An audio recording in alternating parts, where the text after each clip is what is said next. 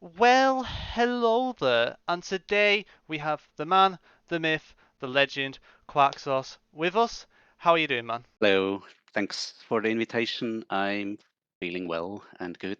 How are you? I'm doing pretty good. Quite an early get up for my standards, but I'm very happy that I've got an excuse to get up early, so we'll take it. How'd you find the entire experience of going to Stockholm and meeting all the participants? How'd you find that experience?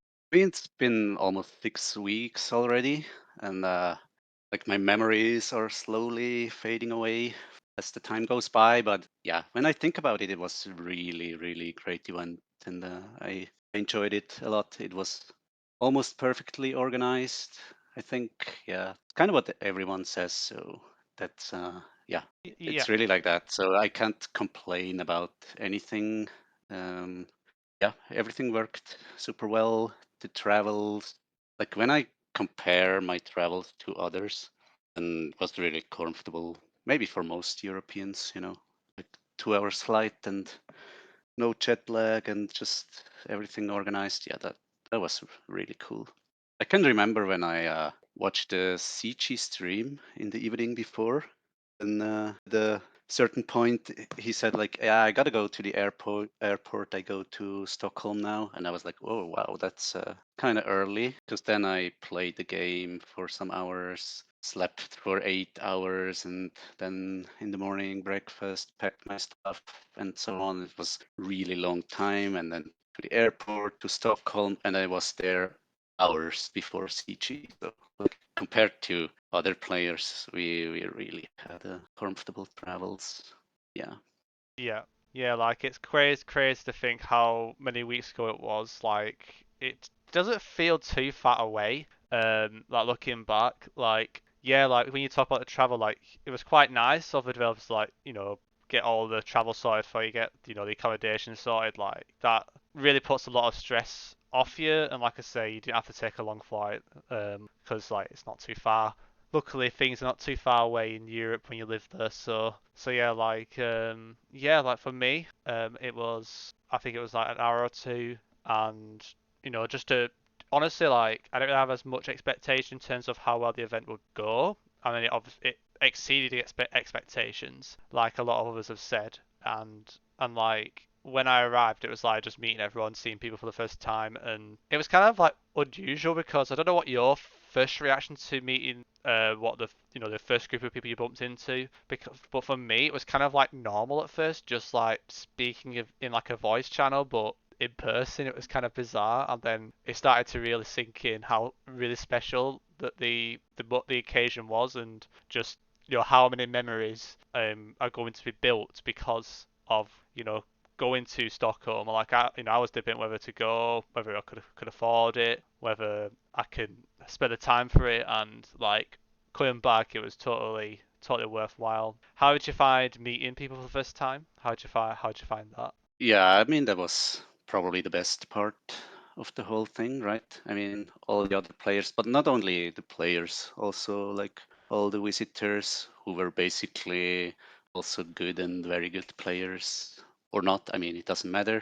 Just like all together, like even the visitors, I think had an equal share in the success of this whole event. So yeah, it was the best part, surely, to meet everyone, even like the developers, I'd say. Like when we met them at their office, I talked a lot with them, like with different people from there, with organizers and developers or product managers. I don't know, just all kind of people.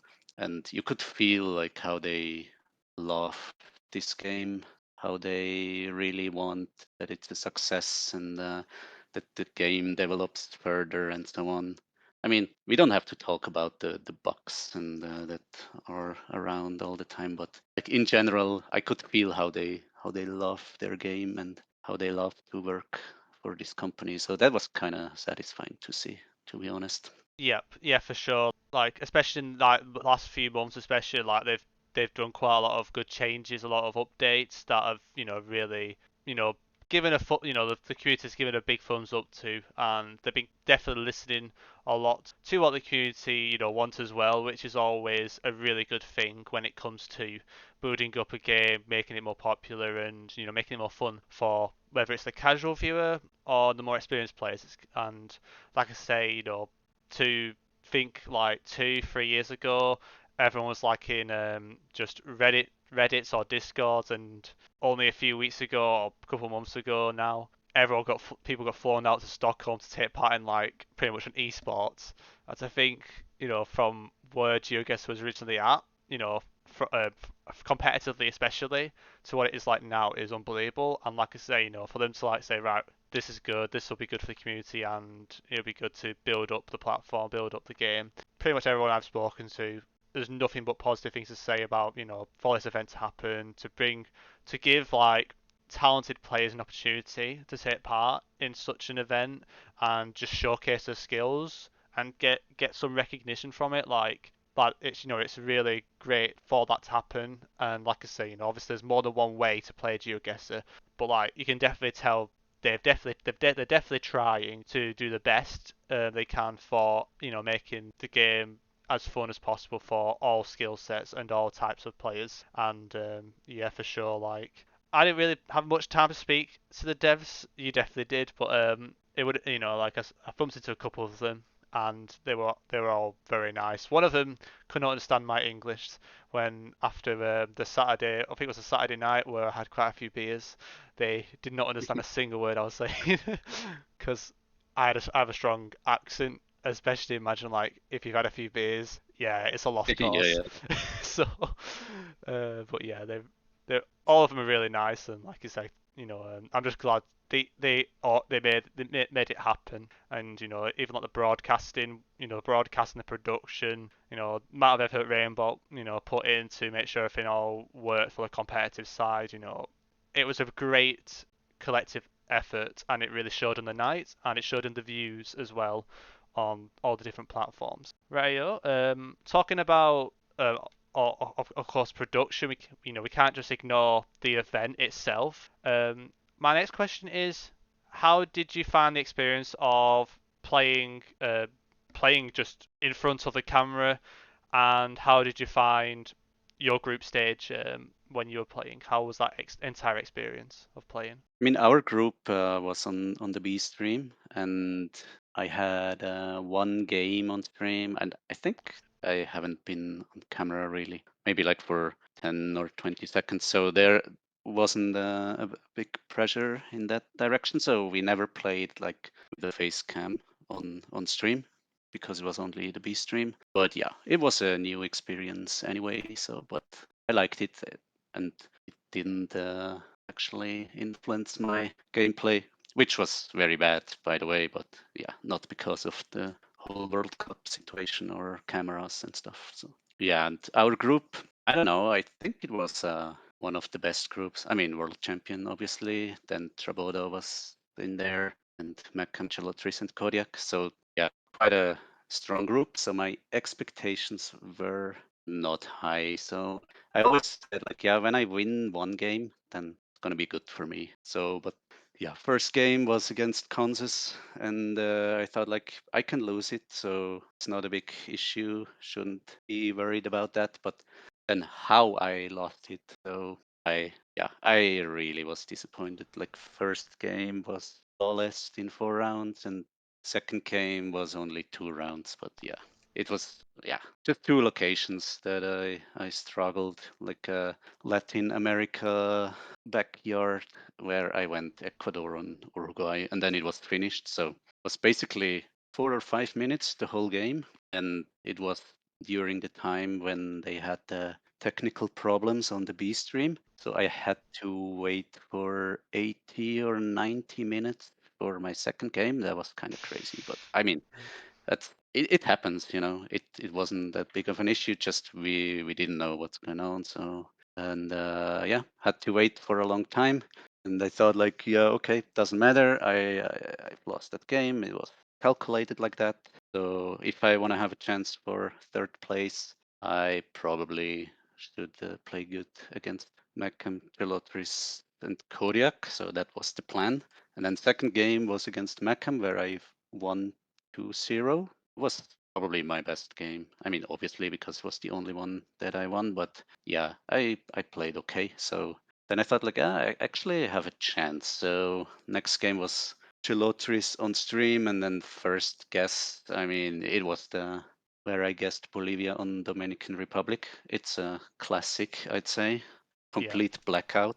I mean, it was even a moving game, so I don't know. And then, like from the positive vibes from the Meckham game, then directly into the lowest moment of this whole journey. Yeah, and then I've lost. Like the no moving game wasn't that bad, but again lost on a urban Latin America round. Feels like the seats were not really good for me, but yeah, I don't complain because the others were just better. And then yeah, next game was against Kodiak, and Kodiak had a really rough time. I think we both knew that we're already out, like both. Mm. So game wasn't that interesting anymore. And last game already like 4 hours into the tourney, I was so hungry. I couldn't think about any locations. I just played intuitively, and yeah, like last guess against Traboda was in Australia. There was a sign, um, McKinley or something. That's like a Mm. town in, Okay. in Queensland, and it was really like pinpointable, like A2 McKinley, something like that. And I guessed downtown Melbourne. So yeah, it was just my brain just couldn't work anymore, like without food and whatever. So yeah, and then it was already over. I was like, yeah, that was kind of expected, and I've won a game, so kind of happy. But yeah, like after some hours, I started to get disappointed because I thought like, yeah, I could just play better. But yeah, you know, it is how it is, and I was happy nonetheless that I was taking part in this whole tournament. So it was a great experience. I Oh, didn't really care about people watching. Like, I okay. mean, everyone knows like that you can make a bad guess. Like everyone Yeah. can make a bad guess. Cons has had bad guesses, and he's the best. So that just happens. So I didn't feel any pressure. Like, oh no, when I do this, even after guessing Bolivia and Dominican Republic, I was like, yeah, okay, it happens. It happened to others, and yeah, it's just, I mean, it's just bad at this moment, but it's part of this game. So I wasn't nervous because of people watching or people judging or whatever. So that was completely fine. I wasn't nervous at all. It's like it was like playing at home, to be honest. That's one thing I realized when I was like watching myself. I didn't feel the pressure myself, but I was like, "Oh, this is here," and then Trish just looking at me thinking, "It's just here," and I just haven't checked something blatantly obvious, and I'm like watching it. I'm not even playing, and I'm still tunnel visioning on little things whilst not taking in the whole picture. And like I say, it's a plenty to take in, and I guess like one of the ways to like minimize it is just playing games regularly, but also just slowing down the pace and just making sure you double check things, because Yeah, especially yeah, when you're playing in fast paced tournaments, like there's quite a lot of tournaments, like Steve was tournaments where they're 30 seconds.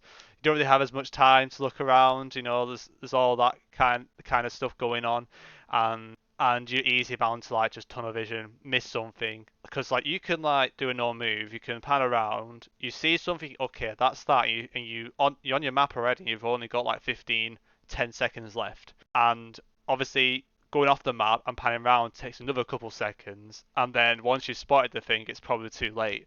So it's kind of like just getting used to just having just an approach, a good approach for a round, and make sure you don't miss anything. And like I say, you can easily miss one little detail, and when it comes to how close these games can get, those little details can make a massive difference, whether it is country ID or even region guessing ID. That's one thing I've noticed, like when I've been playing with a few lads on some seeds we've generated. Like I'll spot something really subtle, and they won't notice it because it's kind of hard to spot. And then another round, there's something literally staring me right in the face, and I just never even noticed it, and everybody else noticed it. It's just one of those things. But yeah. It just yeah. happens. It just happens. Yeah, And yeah, feels like it happened a lot to me. It was very inconsistent. And yeah, but also feel like I improved a lot in the last weeks, which is a bit unfortunate when I think that that should happen before the World Cup. But yeah, feels like I've tried to learn a lot for the World Cup, but all this new stuff is now like paying off in my games. So it's kind of too late. Like the long term memory is a bit more important for me as for others maybe, but I don't know. Yeah, it's like everything I've learned for the World Cup is now in my brain. So I hope there's gonna be qualifiers for the next one. yeah. I mean, like I say, you're going to improve regardless after the World Cup. Obviously, you can always look back and think, okay, should have done this, I should have done that. But that's the beauty of it. Like, prepare for something like that. It's the first time you're kind of doing something that as going somewhere else and trying to perform your best. It can be quite difficult, especially when you don't know what the rounds are going to be like. Because one thing I noticed on some games there were just lots of Europe. Other games you got, like I said, Latin Americas, or you got a Russia round that just decided it.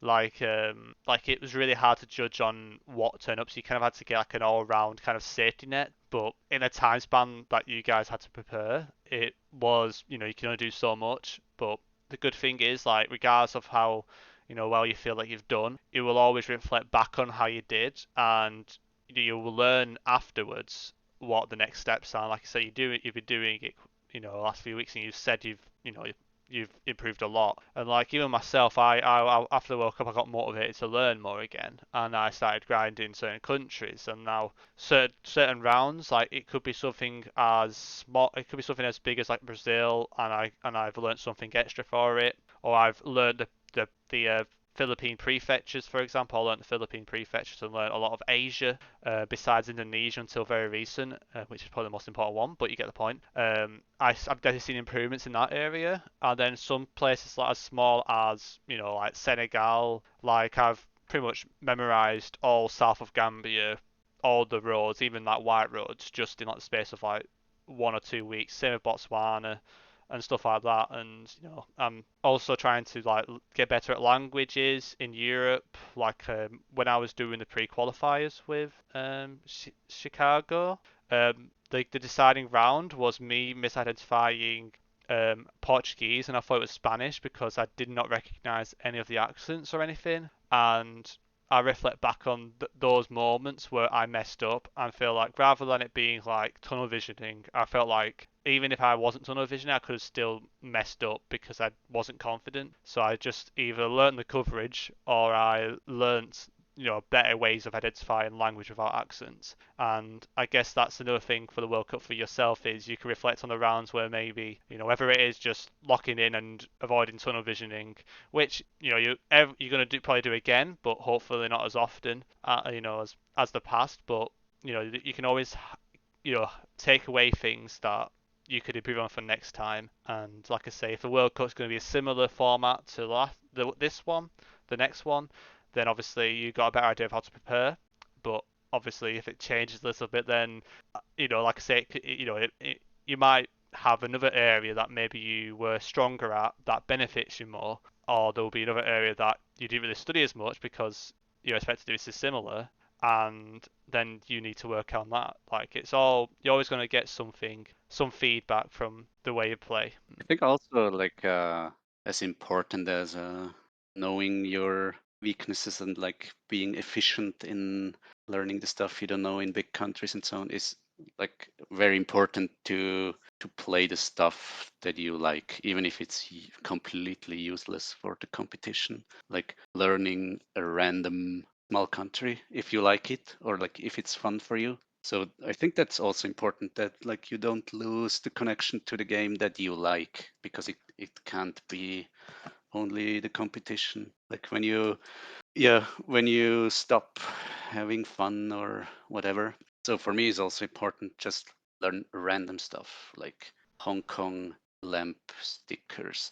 It's completely useless but also kind of fun. Or now I'm mapping out all the streets in Croatia. It's completely useless as the country is somewhat easy to get, like northwest, northeast, south, and so on. But just knowing some details, knowing some streets is kind of fun for me just to do. But it's like when you think about the competition or the World Cup and so on, it's a complete waste of time. But it keeps me motivated just to play the game, like doing fun stuff that is somewhat useless, but not for me. You Yeah. understand what I mean? Yeah, exactly. Like I completely agree. Because I remember a year back, I tried to study Russia and only Russia at one point, and it kind of like made me kind of burn out and just hate the game. I had to take time off because I just grind it for the sake of grinding it. I didn't really grind it for fun. Whereas like countries like Senegal, Cambodia, I've been studying Cambodia rules, which has been really cool. Which I found some cool stuff, and that stuff is like not many people would do that normally. And it won't really matter as much as obviously big countries.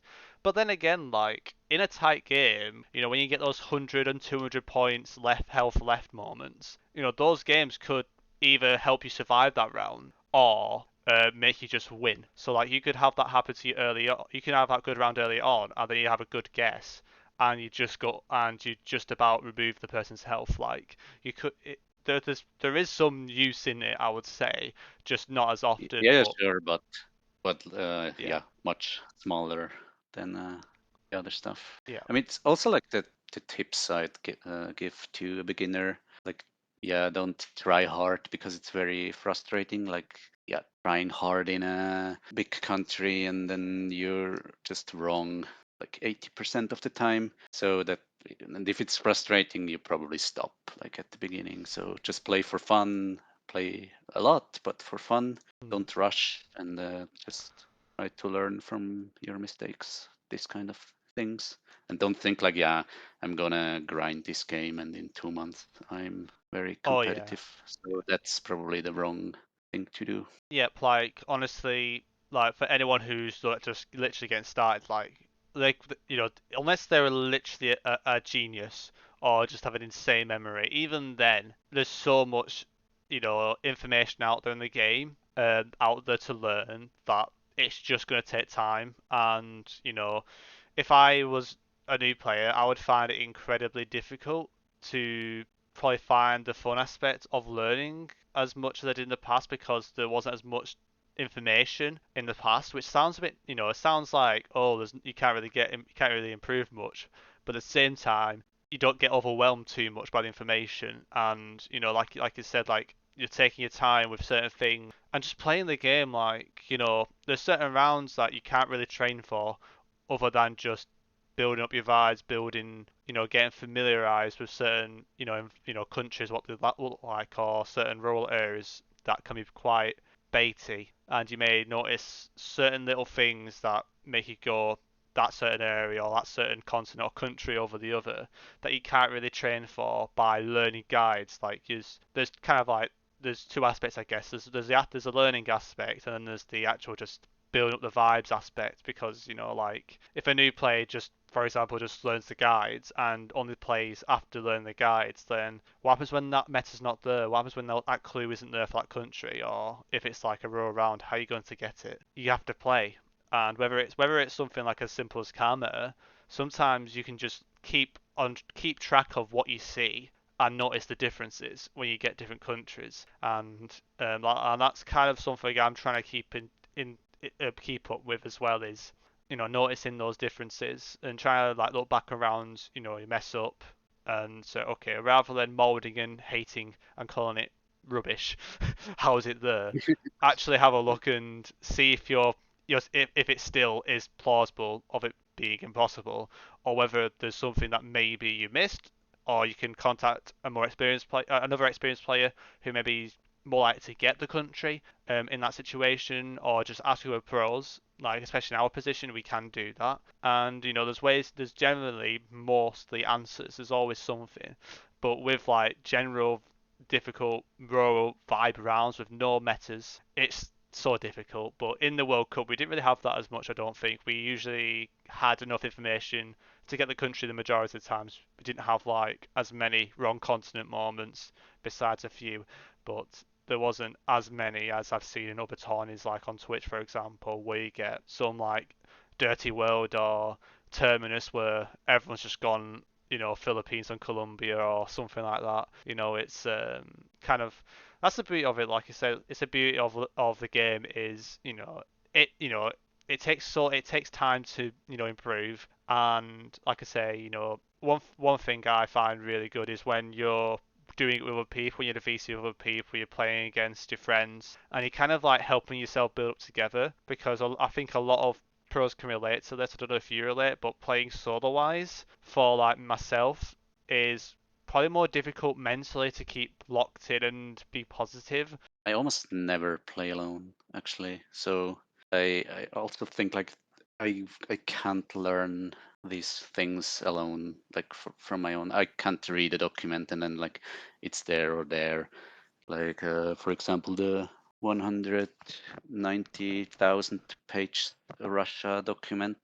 I've read it and like okay, yeah, this region, and then I try to play some rounds on my own and so on. And like yeah, and I forgot everything.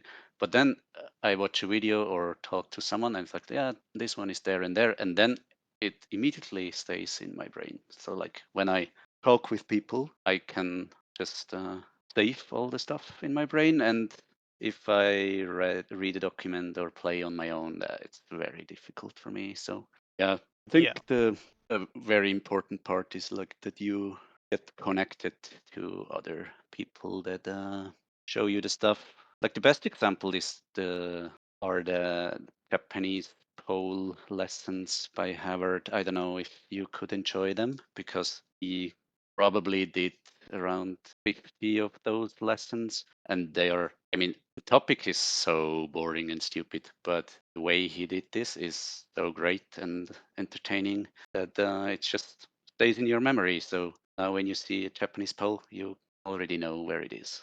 yeah, I mean, if there is a clue on it, but yeah. So like this kind of stuff, like then it makes it very easy to learn for me with other people. But on my own, I've read the Japanese poll document before, and was like, yeah, that's so dry and boring. I even don't want to know it. Like, yeah, when I read a document, I don't want to know it. I have to talk with people. yep, So that's yeah. probably also very good advice. Just join the discords and talk to people. Most of the discords are open to anyone. So yeah. Yeah, like you're spoiled for choice really. Nowadays with how many Discord servers there are, but obviously you've got plenty of places like Plunkett, and like just keep an eye on, just get yourself out there, and just play games. Eventually, if you're new to community, you'll find your own, group of people. You join streams, people get to be more familiar with your name if you're on Twitch streams as well, and then that make link yourself better with the community more as well in the long term. And like yeah, and it's quite funny the thing you ask, because Havre did actually teach me the Japanese transformers. Like not in Stockholm. I didn't get the Stockholm transformer lessons, uh, but I did learn it. I think he taught me it like two 2 or 3 weeks before the actual Stockholm. Before I went to Stockholm, and like yeah, it was really like I said, if I read that from a guide, I'd be like, this is horrible. Yeah, But the exactly. communication side, it's more learnable. But that's but I feel like with like reading a guide, like I feel like with a guide you have to read it over and over and over again. Like I remember when I did Brazil, like it took me like probably it sounds mad, but it took me probably a week to memorize what was on that page and play the actual Brazil map to get better at the basics. And that was before looking into like Chelleman's guide and Juper's guides and so on and so forth. Like, it's it takes time, but also like, when you play with people, like when I was doing like Senegal, Kenya for example, Senegal, Cambodia, I would do it with somebody else, and I usually like do some research with them, and I'll exchange some stuff like I remember, they'll exchange some stuff that they remembered, and like when you combine that and you just keep playing rounds, like I remember for Botswana, I did quite a lot of research. I think Havrid released a guide as well. Funny that we're doing it at the same time, but yeah, like I doing all these variables, all these different clues. But when like you show it to someone straight away, they'd be like, "I hate this. Why would I want to learn this? This looks like a nightmare. How am I going to remember this?" But when like you play, you get familiar with certain stuff better than others, and then if you play with someone, they'll bring things up that maybe you forgot. And it's just I think just the talk, the communication side is so important. That's why why do you think, like, for example, like teaching, the teachers speak to you? They don't just throw. I mean, they do, I guess, throw textbooks at you, Yeah, exactly. but not as they the communication side is very important. And like even like videos, like tip videos, I feel like tip videos in the past, especially those that did well, had a massive influence on a lot of the players today because they were communicative, they were quick, straight to the point, or very good at guiding you the right direction. Compared to like a 150-page on Mongolia guide. If you read that, you'd be like 150 pages for a country that's probably got one of the most Yeah, sparsest that's actually coverage. Yeah. actually a good example that the Mongolia guide is probably one of the oldest guides in the community. So that has been around for 2 years or even more already. So the knowledge was already there, but yeah, I've read it and I was bad at Mongolia all the time. And I only got good when I just started to do the same research for myself, Yeah. which sounds stupid, but if you do the same, then you can just like integrate the new info into the things you already know and so on. So that's a lot easier. I mean, some of the stuff you know from all these guides, and then your own stuff you can just integrate in that knowledge. So that the way I feel like is the easiest with those countries where you basically have to memorize roads or cars or whatever. Yeah, like Kenya, Senegal, Mongolia, these kind of countries. It's like when I read a document there, it's completely hopeless. There's always something you miss, and there's stuff that you don't necessarily need to memorize because, like, you've already got enough information to identify the road or that small region. Something like me with Botswana, like, if you have come across the Havard guide, he uses Venus, which is like a very tiny white dot in the sky. Yeah, yeah. I mean, you even can't see it Yeah, on the screen if it's you're really hard. honest. Yeah, it's really hard to spot, but pretty much I didn't do any research on that, and pretty much the majority of the roads, even the white roads, I was able to label like pole directions, a whole lot of things, like pretty much everything but the Venus stuff. And the roads that had the Yeah, but Venus stuff, what I didn't really need to know because I already knew other things, if that makes sense, because I did my own research on what helped but me. I understand like the strategy of those very detailed small things. It's just then you look closer to a location. Like that's what I did with Iceland, where you can basically just memorize all the roads based on the mountains. But I wrote down every single detail about the locations, like the not only like weather and antenna or blur and stuff, but just the more I wrote down gave me more time to memorize the road. And when I finished my research or just like analysis, then I already could forgot all this stuff. So Yeah. it's basically the same with this Venus thing. So you look very close into a location, like you try to find this small pixel somewhere. So you already memorized the actual road and not where is Venus. So Yes. I think that's kind of the strategy behind it, just that you take a longer time to stay on a location. Because if you don't create tags for this stuff, then Hmm. you just click, look around, like, yeah, wide road, outer lines, next, no outer lines, next. So that's not enough time to memorize. And if you have a lot of tags, like even useless tags, like West Venus and South Venus, then it's probably a good strategy. It's great though because everyone has different ways of the way they look around and around. So like if it's like very meta heavy, like nothing like more to do with like things that you know due to the daily coverage or whatever. Those the way you approach those rounds will be very different to a round where you're looking at a landscape, where you're looking at just landscape and I don't know, maybe a quick look at the car. But besides that, you're mostly looking around your surroundings. You're not looking to the sky to see the moon or Yeah. thingy. But like I say, there is use in it. But I feel like GeoGuessr has got to a point with a lot of countries where there's more than one way to identify the road from others, and especially for those limited coverage rounds. And like I say, it shows that quite a lot of the Africa countries, probably Zaire is probably the exception. Nigeria looks tough. that's probably quite dense, but in terms of memorizing stuff. But all the other ones, in my opinion, you can either like road learn by what we just discussed, or road learn by their environment. Like Kenya, although it's Kamet heavy, if it's like northeast Kenya, northwest Kenya, there's a very big difference in the soil quality. There's a difference with the hills and so on and so forth. And you can just use road angles as well to work it out. Like you don't really always need to learn the road if you're just going to get the angle anyway. So like Yeah, there's plenty of ways to learn, and that's the beauty of GeoGuessr is you can focus on these very like specific things. You can learn regional areas that will help you in if you see a sign that tells you what region you're in. In a country, you know where the region is or prefecture, etc. You've got that element, and you've also got the element of just being really good at using architecture, the environment, add more of the the old, I guess the very old days of playing with before Ghana tape was discovered. Like there's plenty of ways to get better at control. There's not one way. yeah. As I said, I would just play for fun. Maybe start with your own country or area or something where you already have very good knowledge from real life, and you can slowly get into the game and integrate game knowledge into your overall knowledge.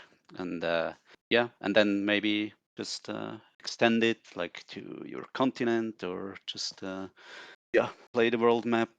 I mean, not the official world map, but I mean any world map. So, and then play for fun. Yeah, that's basically the most important thing. Like, don't try to achieve something, because it's gonna be frustrating if you, because you at the beginning you will have a lot of wrong continent guesses. So, and if you think you should know everything from the start and by reading documents, then it's think the wrong way to start. Yeah. So my main advice: play a lot, play for fun, and at the beginning it's also good to watch streams or Mm. play Chatcaster. I mean, I don't enjoy Chatcaster that much nowadays, but at the beginning I think that's a very good way to start, and because it's kind of slow and people explain every round and this kind of stuff. I think only later on it's really good to watch an insanely good player on stream, when just when they guess every 5 seconds and in the wrong area. I'm sorry, in the right area without any explanation and so on. So I think that only helps if you're already good yourself. But in the beginning, Chatcaster is probably something you could do as well, and Yeah. just ask questions. There are still a few beginner Chatcaster streams around, I think. Yeah, Yeah. try to look for them on Twitch or watch YouTube videos of you, for example. Yeah. Yeah, it needs to do some updated ones next year though. Well, thanks for the quick plug. I respect it. But yeah, like I think I don't know about you, but a lot of players, especially during the COVID time when GeoGuessr was peaking around that time massively, there was so much people on Twitch, like so many amazing players now that watch those Twitch streams, and they learn off those chat guesses, those duels when they came out later. Because remember, in the past we didn't have parties or anything like that. So like, chat guesser was probably more predominant then. And, that's, a lot of really good players improved by just watching those. And like the same you can apply the same now. And I feel like it's more of a natural progression. It helps you more naturally rather than, learning as many guys as you can in a few months. And that's the Yeah. good thing about 2 and 3 years ago is kind of to get started. It's kind of similar. It's kind of a similar way to get started. It's just nowadays there's that much information, you can't really just look things up and just try and memorize because there's just that much to memorize now. It's just going to take a while to get to that point where you're ready for that and you could process it quicker and it benefits you more. Have you got any final last words before we end the interview? I actually want to ask the developers that we can get a competitive mode in no moving and NMPZ, because yeah, I feel like there would be enough players in those modes as well. So, and maybe implement some kind of tournaments on the website, like similar to like chess websites where you have all kind of tournaments during the day or evening or whatever. Like let's say from 5 to 6, there's an NPZ tournament on this map, and then it changes and so on. Not only like an ACW tournament twice a week that doesn't fit the time zone of 20 billion people. So that's kind of my request to the developers, that they do more in this kind of Yeah, section of the game, like provide more modes for competitive and more tournaments. Yeah. I totally agree. Like literally, like I said, the moving aspect is almost like a complete different branch of players. Almost at times, you get obviously you get all rounders that are good at everything, but like there are some insane moving players that don't really play as much no move, for example, NPZ, and then you've got a lot of no move NPZ players who play mostly that and really play moving like myself. And like you said, there's enough people there. I feel like, especially for moving and no move. And NPZ is probably more niche, but even then, it's still gonna get a lot of interest, especially for players who may not be as into like certain metas that you'd require for panning. That can make it a bit overpowered. But like, I think the World Cup shows the skill, and these tournaments on Twitch show how many people are tuning in. So like, you can just watch a Steve-O tourney, or probably just watch a future Rainbow tourney and see how many people are tuning in to watch no moving or NPZ games. Like it's like the mode almost it does matter, but it also doesn't matter because it feels like there's always going to be an interest in all three modes, and as long as Mm, like you said, there's a platform to have a competitive mode. Like I said, if they can do it for parties, I'm sure they can implement it one day for competitive. Because, like I say, like for me myself, I'm not really a good moving player, but for NMPZ, I'll perform much better compared to me just playing a moving competitive game. mm. And it's because there's different ways of I mean, playing the game. So I don't mind the moving competitive mode, so I played a lot. I also enjoy it, but I just want to have something different, like a change, because it's always kind of the same. Yeah, yeah, would yep, be nice to have the other modes as well. I yeah. don't want to see the moving part stopped, not at No, all. no, no, no. I also enjoy it, so that's fine. Yep, the moving what it is now is perfect in terms of like having the moving, like you said. Like I say, it'd just be good, like you said, to have that diversity, that other option of doing a different mode competitively Yeah, yeah. online.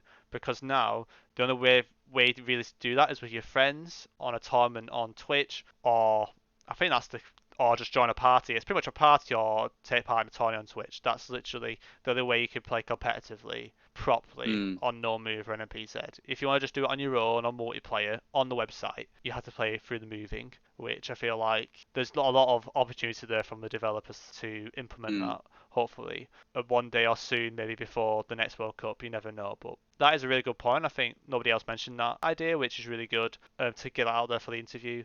And like I say, hopefully, maybe one developer will see this, or when it comes to time and they get feedback, we can bring this up more. But yeah, regardless, man, it's been a pleasure, and thank you so much for accepting the invite, for the invitation. It's been a good chat. It's been good to get to know you a bit better in the community, and like I say, it was great to meet at the World Cup. thanks to you. Thanks for invitation and having me on your channel. Was a pleasure. Yep, awesome, and yep, I'll see you in the next video. Equals.